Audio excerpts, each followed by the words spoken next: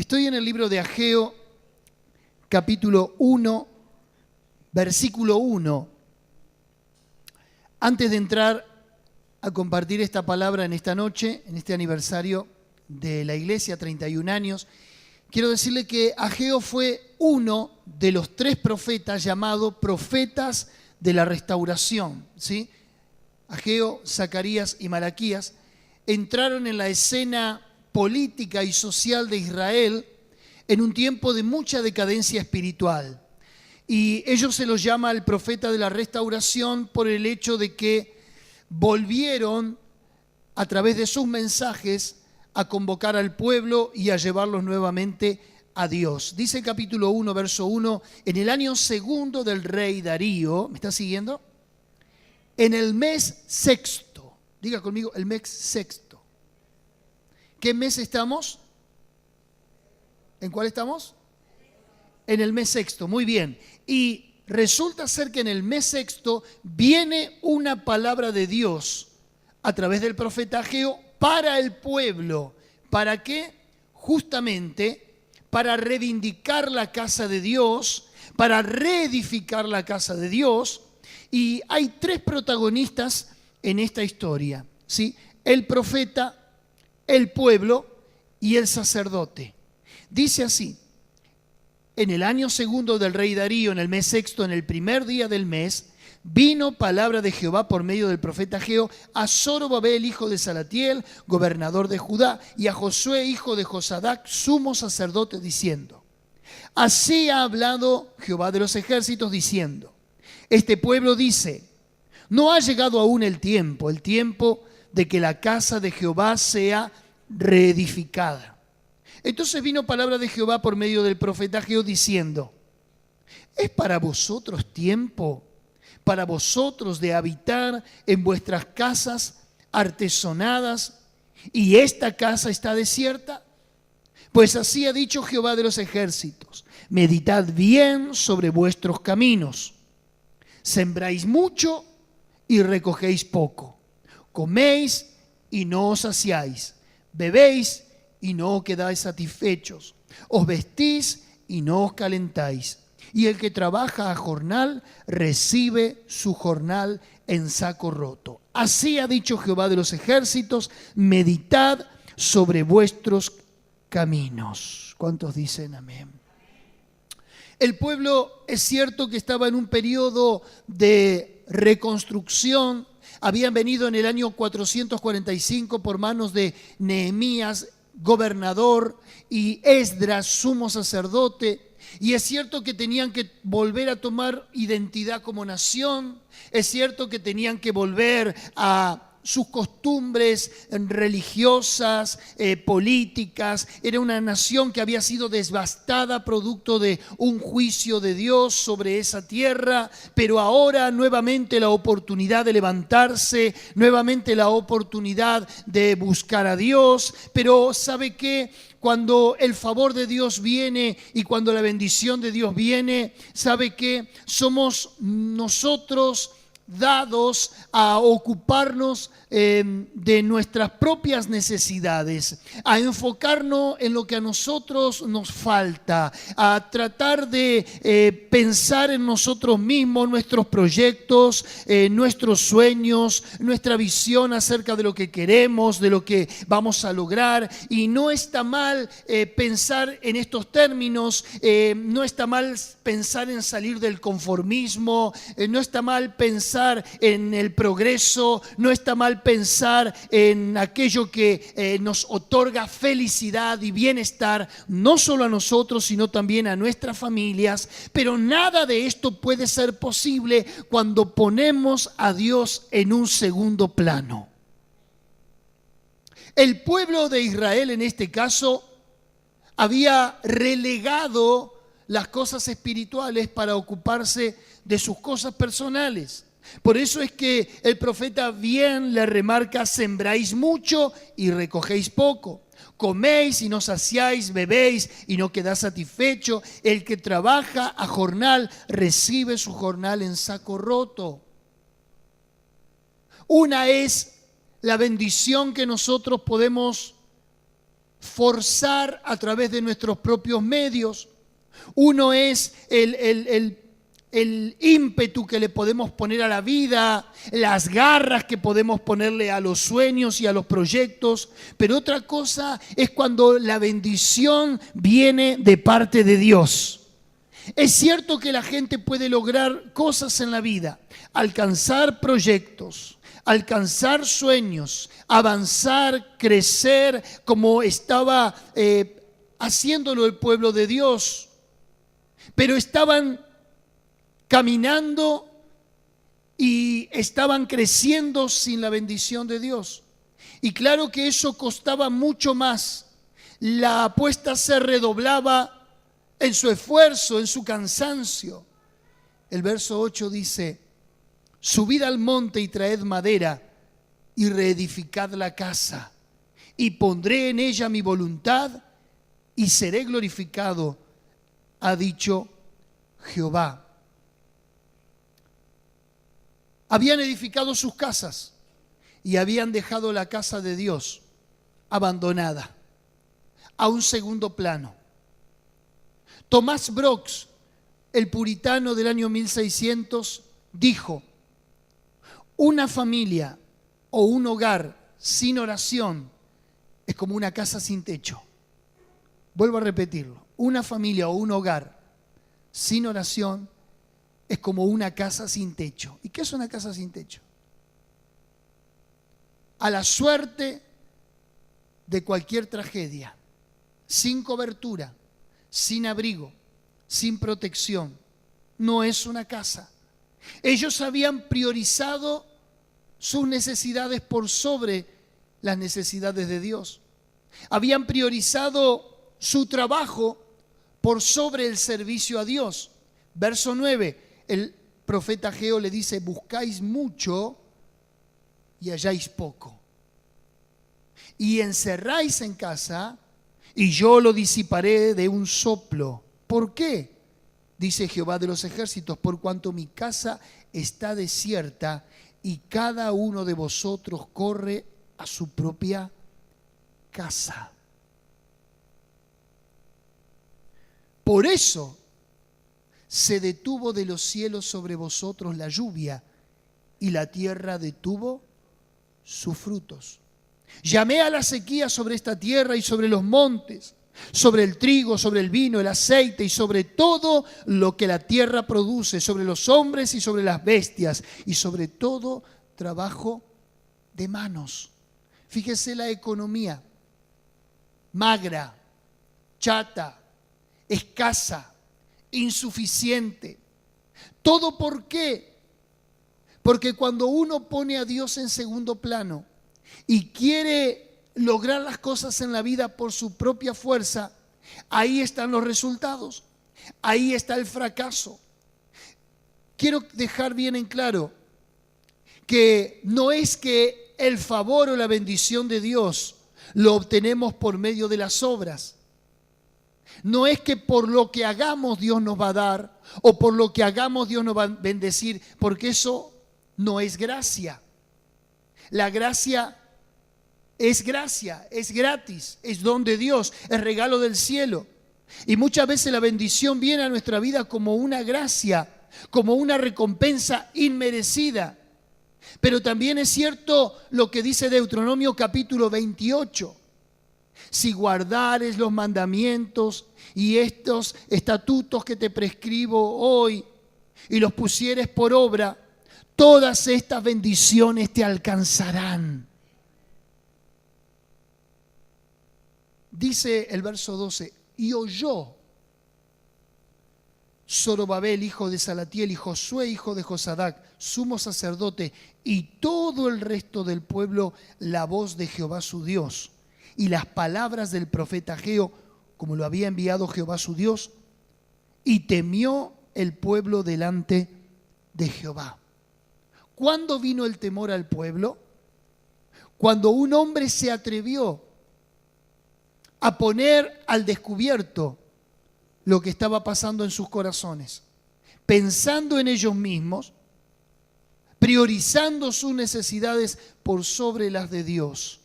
Dice que cuando oyeron la palabra del profeta Ageo, temieron. Y ese es el primer indicio. Es la palabra de Dios la que trae temor a nuestras vidas. Es la palabra de Dios la que nos tiene que hacer reflexionar. Es la palabra de Dios la que tiene que hacernos ver como si fuera un espejo cómo está en la realidad de nuestras vidas. ¿Por qué las cosas muchas veces no son completas? ¿Por qué muchas veces las cosas no terminan teniendo el resultado previsto de acuerdo a la palabra de Dios? ¿Por qué trabajamos más y ganamos menos? ¿Por qué nos esforzamos más y alcanzamos poco? Ahí estaba el resultado. Estaban relegando la vida espiritual. Estaban hipotecando su futuro por una negligencia presente. Pero dice que la palabra de Dios no solamente trajo temor, sino que en el verso 13 dice: entonces Ageo, enviado de Jehová, habló por mandato de Jehová al pueblo diciendo: yo estoy con vosotros.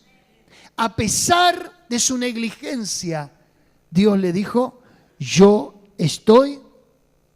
Decirle a alguien que tenga cerca: Dios está contigo. Alguno podrá increpar esta palabra y decir: pero ¿cómo que Dios estaba con ellos? Si la bendición no se veía, si les está echando en cara el por qué se detuvo el progreso. Justamente, Dios estaba con ellos en el acto de la misericordia de hablarles y de hacerles reflexionar, porque aún en tus miserias, aún en tus crisis, aún en tu pobreza, aún en tu angustia, aún en la desazón y en la consecuencia que puedas estar viviendo producto de tu pecado, Dios está contigo a solo hecho de hacerte escuchar su palabra y que reflexiones. Verso 14 dice: y despertó Jehová el espíritu de Zorobabel, hijo de Salatiel, gobernador de Judá, el espíritu de Josué, hijo de Josadac, sumo sacerdote, y el espíritu de todo el resto del pueblo. Ese es el poder de la palabra, que cuando es anunciada, que cuando es proclamada, que cuando es dicha y que cuando pone al descubierto el pecado y la negligencia, se despierta nuestro espíritu, se activa nuestra conciencia, algo interiormente nos incomoda y como respuesta viene el pueblo a la reflexión. Decile a Dios: Señor, despertá mi espíritu en esta noche. Despertá mi espíritu por tu palabra. Es como que uno, aun cuando ande despierto en el sentido de la palabra, uno está en un letargo espiritual. Uno puede caminar, uno puede ver, uno puede transitar la vida, sin embargo estar dormido espiritualmente. El pueblo estaba dormido porque dice que la palabra fue la que despertó su espíritu, y cuando está hablando de espíritu lo está diciendo en forma minúscula. Despertó su ánimo, despertó la intención, despertó la actitud. Decía el de al lado: que despierte tu ánimo, que despierte tu actitud, que despierte tu espíritu. En esta noche, en la palabra de Dios es la que trae sobre tu vida un nuevo despertar para alcanzar grandes cosas con Dios. Y dice el verso 14, que cuando se despertó el espíritu, vinieron y trabajaron en la casa de Jehová de los ejércitos, su Dios. ¿Cuál fue la respuesta a la voz de Dios? Temieron, diga conmigo: temieron, se despertaron y trabajaron. Otra vez: temieron, se despertaron y trabajaron. ¿Cuándo vas a temer? ¿Cuándo te vas a despertar? ¿Y cuándo vas a trabajar? Cuando la voz de Dios venga a tu vida. Y Dios le da ahora toda una serie de recompensas, toda una serie de promesas que luego se van a cumplir porque el pueblo fue despertado. Cuando hablamos de despertar, hablamos ese término tan usado, tan trillado, pero tan poco visto, llamado avivamiento. Cuando viene un despertar de Dios, viene un avivamiento a la casa de Dios. Viene un avivamiento al pueblo de Dios. ¿Sabe que un avivamiento no es cuando alguien recibe un milagro de sanidad? Un avivamiento no es cuando un demonio se manifiesta. Un avivamiento no es cuando recibo una remuneración económica como milagro. Un avivamiento es cuando los corazones son golpeados por el peso de la palabra de Dios. ¿Sabe qué? Inglaterra, en sus raíces, en su origen, fue una nación protestante, fue una nación con sus cimientos en las Sagradas Escrituras, en el temor de Dios, pero había llegado el año 1900 sobre Inglaterra y sobre Gales principalmente. Y había un joven que trabajaba en las minas de carbón de la ciudad de Gales. Se llamaba Evan Roberts. Ese joven trabajaba desde las 4 de la mañana hasta las 8 de la noche encerrado en una mina de carbón. Y mientras todos sus colegas y sus compañeros mineros dentro de las montañas blasfemaban, tomaban alcohol, decían malas palabras, todo tipo de improperios, este joven oraba y leía las Escrituras. ¿Y sabe qué? Vino como consecuencia lo que se llamó el avivamiento de Gales. Llegó un momento que la policía estaba inactiva en las comisarías y tenía que ir al culto porque no había delincuentes para detener. ¿Sabe qué? Llegó un momento por la oración de Evan Roberts que la gente dejó el aguardiente, dejó el whisky, salían de las minas de carbón y se iban directo al culto. Eso es un avivamiento.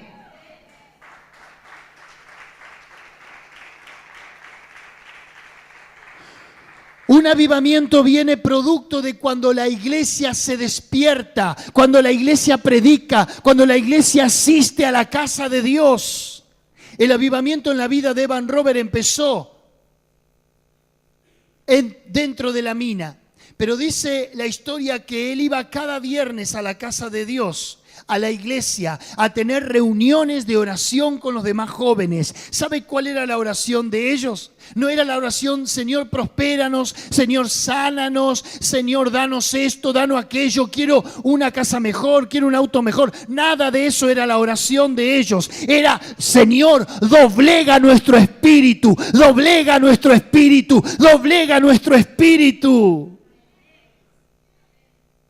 El avivamiento de Gales llegó a toda América, Europa, Asia, África. El año 1906 es conocido como el año donde Dios visitó la tierra. Por un joven en una mina de carbón. Dice Ageo que el pueblo despertó a los gobernantes, despertó al pueblo, su espíritu fue despertado en el mes sexto y vinieron y trabajaron en la casa de Dios. Y ahora en el capítulo 2, una vez despiertos, una vez avivados, una vez que encendieron la pasión por la casa de Dios, por la predicación de la palabra, hay una palabra y una pregunta en el versículo 3. ¿Quién ha quedado entre vosotros que haya visto esta casa en su gloria primera? ¿Y cómo la veis ahora? ¿No es ella como nada delante de vuestros ojos? 70 años había durado el cautiverio, profetizado por Jeremías, cumplido por Ezequiel y por Daniel dentro de Babilonia. De allí escriben sus libros proféticos. 70 años, diga conmigo 70 años. ¿Habría una persona que fue trasladada en la primera, segunda o tercera deportación de 10 años? ¿Una criatura? A lo mejor. Cuando se termina el cautiverio, 70 años consecutivos se cumplieron. ¿Pudiera haber alguien con longevidad de unos 80 o 90 años con esa calidad de vida para llegar a ver el nuevo templo que ahora estaba siendo reedificado? Cuando se derribó el templo por Nabucodonosor, los babilónicos, fue el templo de Salomón, que fue despojado de sus riquezas. 70 años después tratan de reedificar el templo de Esdras, nuevamente en Jerusalén. La pregunta del profeta es: ¿quién ha quedado de entre vosotros que haya visto el esplendor del otro templo? En otras palabras, está diciendo el profeta: los que se fueron no verán la bendición que viene. Decía el de al lado: los que se fueron, los que se los llevó la vida, los que se los llevó la circunstancia, no van a ver las promesas de Dios cumplidas. ¿Cuántos quieren ver las promesas de Dios cumplidas? Bueno, decirle a Dios que despierte tu espíritu y que vos querés ver la casa de Dios en todo su esplendor.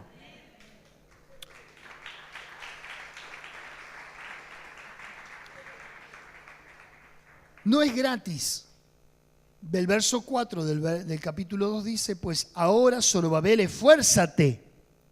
Esfuérzate también, Josué, hijo de Josadat, sumo sacerdote, y cobrad ánimo. Pueblo todo de la tierra, dice Jehová, trabajad porque yo estoy con vosotros. Sí, es cierto, Dios te despierta tu espíritu. Dios te trae un avivamiento a tu corazón para que te vuelvas a apasionar por Él. Pero a eso no se le quita el esfuerzo de cada uno. Dios nos pide esfuerzo. La bendición de Dios también la colabora el hombre. Y dice el verso 5: según el pacto que hice con vosotros cuando salisteis de Egipto, así mi espíritu estará en medio de vosotros. No temáis. ¿Recuerda cuando salieron de Egipto? Todas las legiones de Dios de esa tierra de esclavitud. Dios los abandonó. Dios los sostuvo en el desierto. Dios no los hizo entrar a la tierra prometida. Dios sostuvo su palabra. Pregunto, ¿y cómo ahora Dios los va a abandonar? Pregunto, ¿en cuántas crisis el Señor te sacó? ¿Cuántos milagros Dios hizo en tu vida? ¿Cuántas mañanas te fortaleció? ¿Cuántas misericordias renovó sobre tu corazón y sobre tu vida? Así el Espíritu de Dios estará con vos. Ahora, verso 6 dice: porque así dice Jehová de los ejércitos, de aquí a poco yo haré temblar los cielos y la tierra, el mar y la tierra seca. Haré temblar a todas las naciones y vendrá el deseado de todas las naciones y llenaré de gloria esta casa, ha dicho Jehová de los ejércitos. Pero ¿sabes cuál era la buena noticia? De que la casa se llenaría de su gloria. Pero cada uno de los que Ageo le estaba hablando estarían dentro de la casa. Decirle al que está al lado: yo estoy dentro de la casa. Y cuando la casa sea llena de la gloria, también la gloria visitará mi vida y mi casa. ¿Cuántos dicen amén? ¿Sabe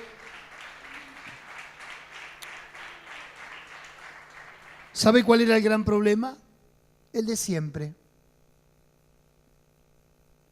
Si yo vuelvo al verso 6 del capítulo 1, dice: sembráis mucho y recogéis poco. El que trabaja jornal recibe su jornal en saco roto. Ellos estaban preocupados. ¿Por qué? ¿Por qué no iban a la casa de Dios? ¿Por qué no trabajaban? ¿Por qué no edificaban? ¿Por qué estaban muertos espiritualmente? Sí, ya sé. porque no estaban priorizando a Dios. Habían dejado la oración, los sacrificios, la ley, el culto, porque su afán y su ansiedad, ¿en qué estaba? En el progreso personal, en el día a día, en la economía, en satisfacer las necesidades. ¿Está mal? No. Pero frente a lo que ellos buscaban y no lo encontraban, ¿qué le dice Dios en el capítulo 2, verso 8?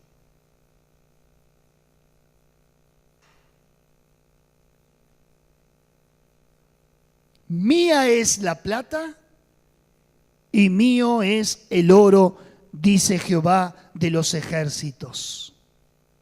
Vuelvo al capítulo 1, verso 6. Sembráis mucho y recogéis poco. Y el que trabaja a jornal, recibe su jornal en saco roto. ¿Y qué dice en el capítulo 2, verso 8? Mía es la plata y mío es el oro. En otras palabras, Dios está diciendo, mientras vos con tus propias fuerzas te ocupes de tu economía, de tu progreso y de tus propios proyectos personales, vas a fracasar. Pero cuando te ocupes de mi casa, cuando te ocupes de mí, ¿qué dice la Biblia? Mía es la plata y mío es el oro. En otras palabras dice, yo te pagaré mejor. Y dice el verso 9, la gloria postrera de esta casa será mayor que la primera, ha dicho Jehová de los ejércitos, y daré paz en este lugar. Amén, amén y amén.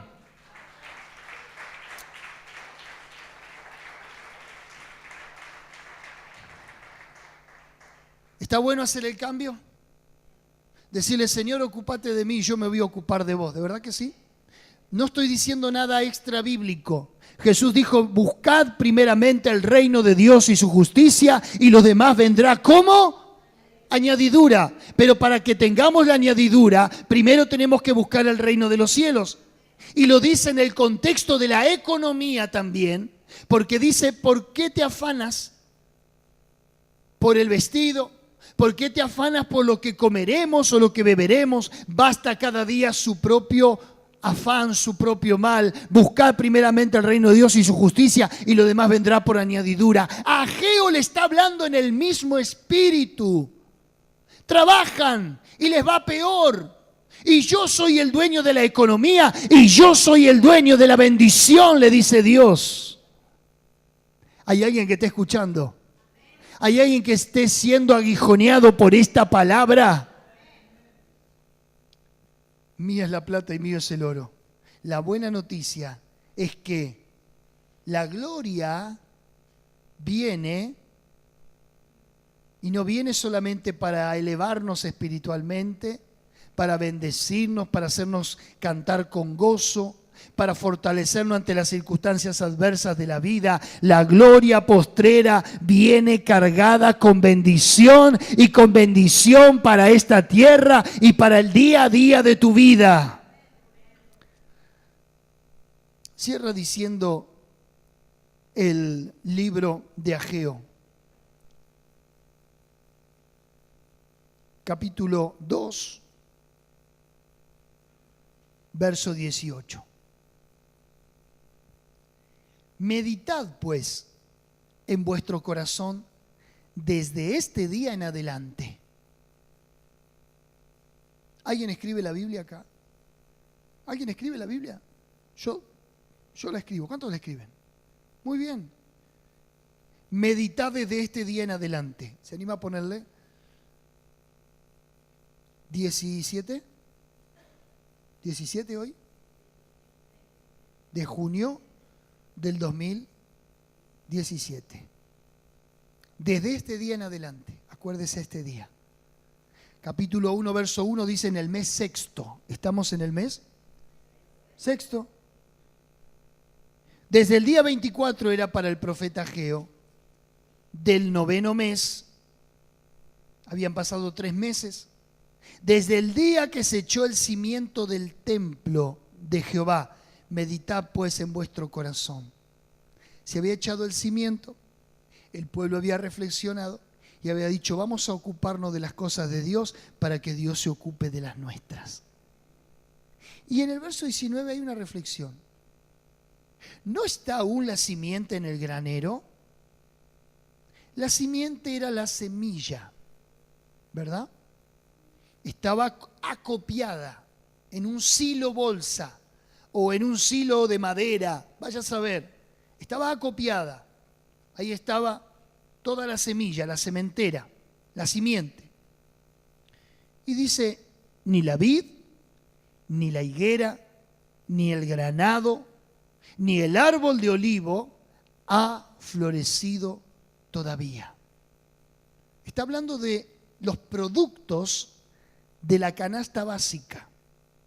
Mire cómo lo espiritual está directamente relacionado con lo económico y con el sustento del día a día. Lo espiritual está asociado a nuestra vida. La vida cristiana está asociado a todo un entorno. No podemos separar nuestra vida secular de la vida espiritual. No existe tal cosa. El creyente es creyente en todas las esferas de su vida. Es creyente en su comunión con Dios, es creyente con el trabajo, es creyente con el estudio, es creyente con la economía, es creyente con toda la esencia de su vida. ¿Me está entendiendo?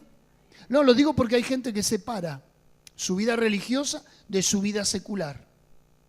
En la casa es una cosa, en el trabajo es otra, en la iglesia es una cosa, en la calle es otra. No existe tal cosa. Si vos sos espiritual, entonces tu economía también es espiritual. No existe tal cosa como ser bendecido en tu alma y andar como un pordiosero en tu vida económica. No existe tal cosa. Todo está relacionado. Y la bendición en mi alma es también la bendición en mi vida cotidiana. Tercera de Juan, versículo 2 dice, amado, deseo que seas prosperado en todas las cosas y que tengas salud, así como prospera tu alma. Diga conmigo, espíritu, alma y cuerpo, las tres cosas caminan juntas. Meditad sobre vuestro corazón. ¿No está aún la simiente en el granero? Todavía no había sido sembrada. Ni la vid, ni la higuera, ni el granado, ni el árbol de olivo ha florecido todavía. Mas desde este día os bendeciré. Todavía no viste los frutos. Todavía no viste los resultados. Todavía no se manifestó lo que te voy a dar. Pero te aseguro que a partir de este día viene la bendición sobre usted, sobre usted, sobre usted, sobre usted y sobre todos los que están oyendo aquí en esta noche. Cierro verso 23. En aquel día, dice Jehová de los ejércitos, te tomaré, Zorobabel, hijo de Salatiel, siervo mío, dice Jehová, y te pondré como anillo de sellar. Porque yo te escogí, dice Jehová de los ejércitos. Te pondré como anillo de sellar. Un anillo que llevaba la marca y el sello o de la familia o del pueblo a quien se gobernaba. Cuando alguien estaba sellando un tratado, un documento, o cuando alguien hacía una adquisición o una compra, su anillo era puesto en cera y luego volcado sobre un papiro de cuero. Y allí estaba el nombre, y allí estaba el prestigio, y allí estaba la trayectoria, y allí estaba el aval de que vos eras una garantía. Si vos ponías tu anillo, era señal de que eras confiable. Se te podía dar un préstamo, se te podía confiar una propiedad, se te podía confiar respeto, autoridad, etcétera, etcétera. ¿Qué le estaba diciendo Dios a Zorobabel? Yo te pondré como un anillo de sellar, donde te muevas, donde vayas, donde quieras que estés, serás una garantía. Yo estaré contigo, esa será tu firma. Donde vos camines, donde vos estés, serás una vigencia, una autoridad y algo que será confiable. Amén, amén.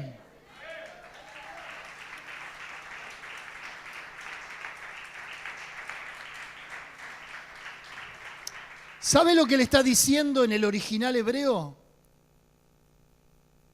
Sos mi anillo de sellar, sos el anillo de Dios. Donde Dios te ponga serás una garantía. Donde Dios te ponga, los demás te abrirán las puertas. Donde vos te muevas, confiarán, lo que pidas lo tendrás. ¿Por qué? Porque priorizaste la casa de Dios. Porque tu espíritu se despertó por la palabra y porque dejaste de pensar solamente en vos y ahora estás pensando en la gloria de la casa. Ageo es un libro corto, tiene nada más que 2 capítulos. ¿Sabes cuál era la gloria del templo? Jesús en el Antiguo Testamento. En otras palabras, no le estaba pidiendo al pueblo otra cosa que no pensara en aquel que iba a venir. Por eso dice, note usted la expresión, verso 7 del capítulo 2, y vendrá el deseado de todas las naciones. ¿Quién era el deseado? El Mesías, el libertador, el ungido. En otras palabras, cuando vos te ocupás de Cristo, Cristo se ocupa de todas las cosas. ¿Querés otro fundamento bíblico? Cuando vinieron los fariseos a increparle a Jesús, Jesús le dijo, he aquí yo soy más que el templo. Derribad este templo y en 3 días lo volveré a levantar. En otras palabras, cuando te ocupas de la casa, te estás ocupando de Cristo, porque Cristo es la casa y la casa es Cristo.